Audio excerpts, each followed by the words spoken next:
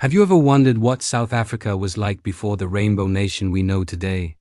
Let's take a journey back in time, not just to the headlines you might know, but to the everyday life, the culture, and the spirit of the people who shaped this incredible country.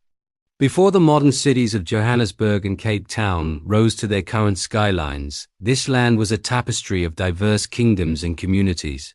Imagine vast landscapes where ancient traditions were the law of the land, where stories were passed down not in books, but through the spoken word, from one generation to the next around a crackling fire under a star-filled sky. Then came the ships from Europe, sailing around the Cape of Good Hope. This marked the beginning of a new, complex chapter.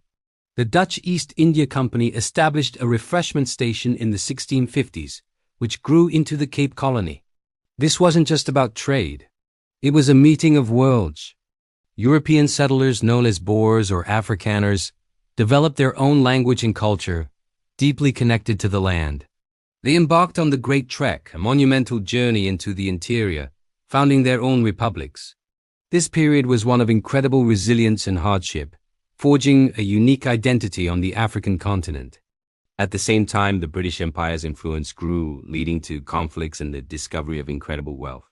The gold rush in the Witwatersrand and the diamond rush in Kimberley in the late 19th century transformed South Africa overnight.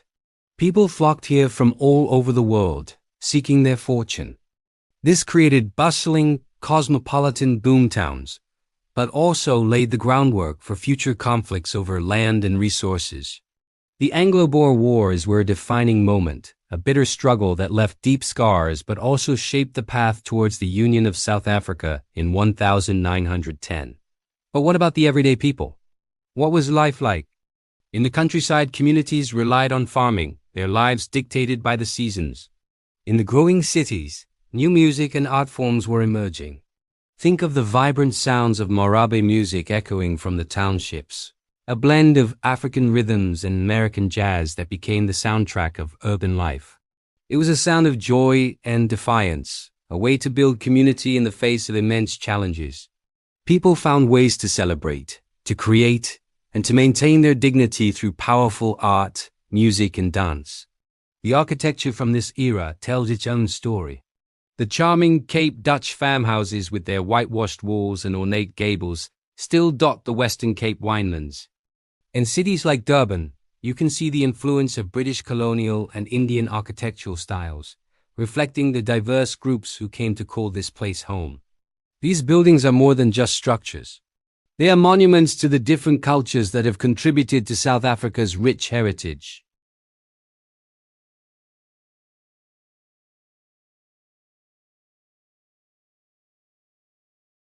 It's about recognizing the incredible strength and resilience of all its people.